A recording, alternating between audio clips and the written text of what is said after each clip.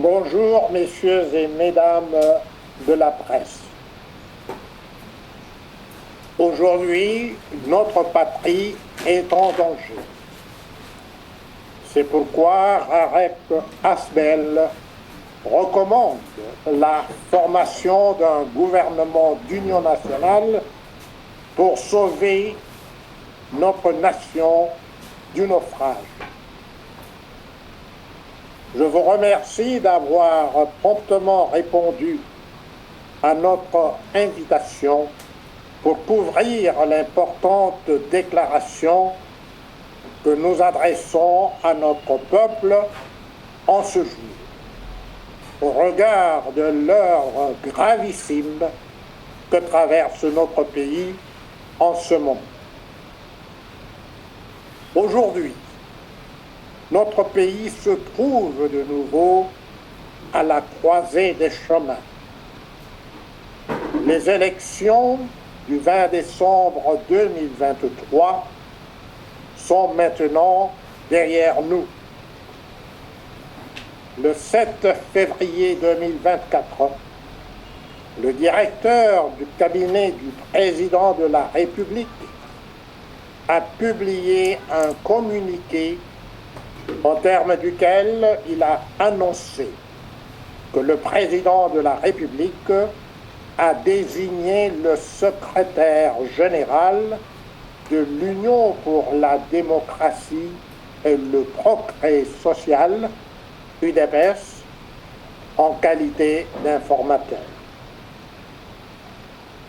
Cette mission résulte du constat dressé par le président de la République que les élections législatives du 20 décembre 2023 n'ont dégagé aucune majorité au sein de l'Assemblée nationale.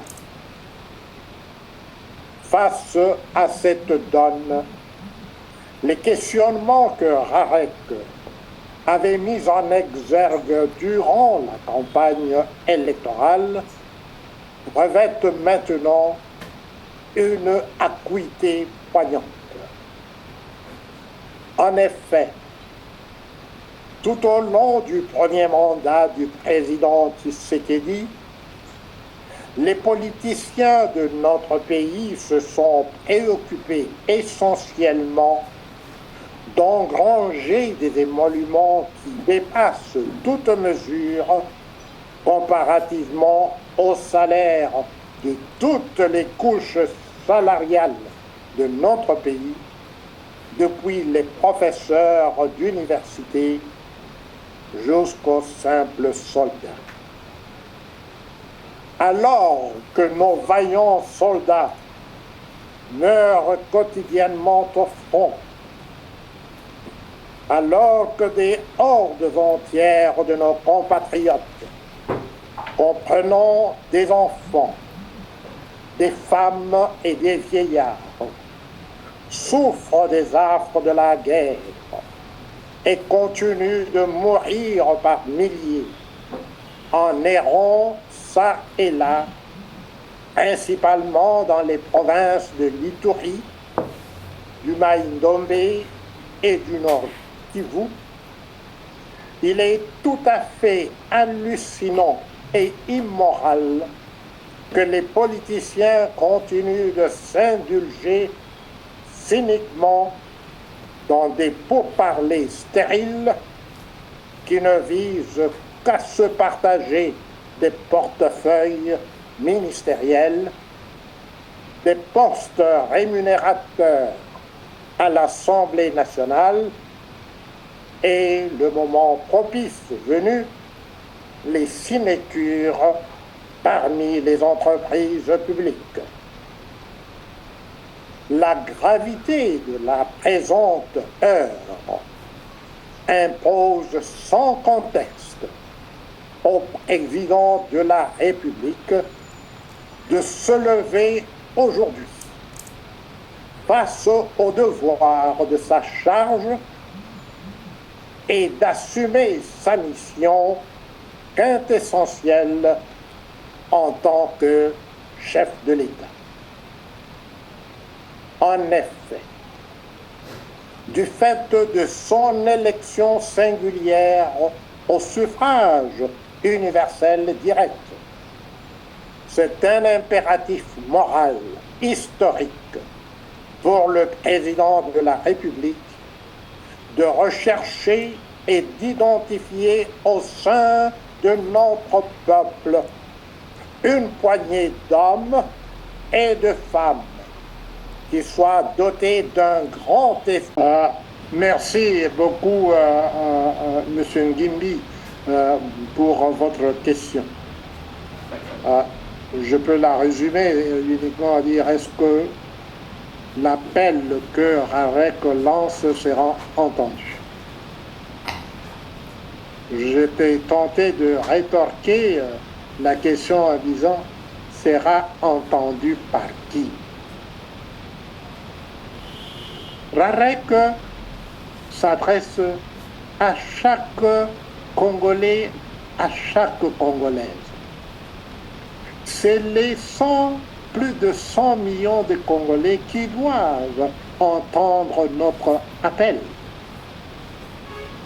Le président de la République a déclaré dans son discours d'investiture pour son deuxième mandat qu'il avait compris. Il nous a compris, a-t-il dit, en paraphrasant Charles de Gaulle. Comprendre les Congolais, ce n'est pas un exercice rhétorique. Nous devons d'abord nous comprendre nous-mêmes, nous comprendre tous, et ne pas croire que celui d'entre nous à qui nous avons confié la charge d'incarner la nation a toutes les solutions et qu'il peut agir comme un monarque qui nous aurait compris. La démocratie, c'est la prise en compte, en charge de chacun et de tous, par chacun et par tous. Donc, lorsque nous en appelons à la formation d'un gouvernement d'union nationale, c'est pour nous inviter tous à comprendre la mesure, la totale mesure de l'enjeu qui se trouve devant nous.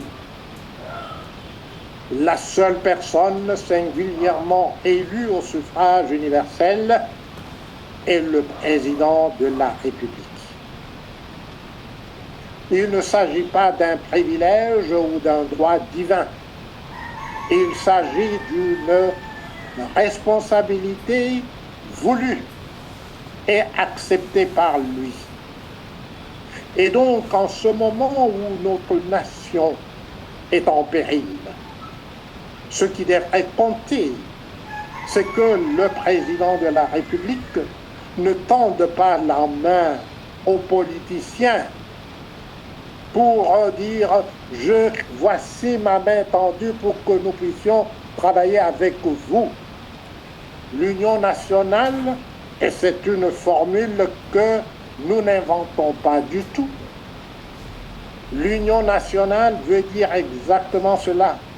L'union nationale, pas l'union des politiciens, mais l'appel à toute personne hautement qualifiée, à toute personne, homme ou femme, de bonne volonté, qui veut se consacrer à la reconstruction de notre pays, et non pas une personne qui se met en avant en tant que tête de file de tel ou de tel groupuscule afin de pouvoir négocier au mieux de ses capacités astucieuses pour décrocher tel ou tel autre portefeuille ministériel.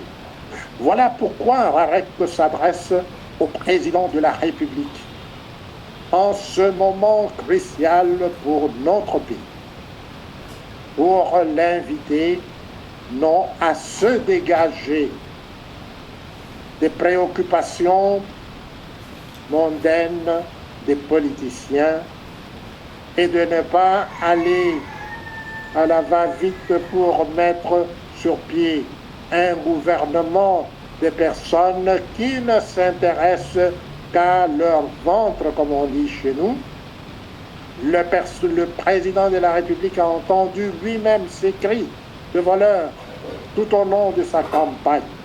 Le président de la République a entendu de ses propres oreilles que nous, le peuple congolais, sommes fatigués des politiciens qui, ayant hérité d'un pays qui était à la tête du peloton de toutes les colonies d'Afrique noire le 30 juin 1960, se retrouve aujourd'hui, en 2024, parmi les 5 pays les plus pauvres de la planète.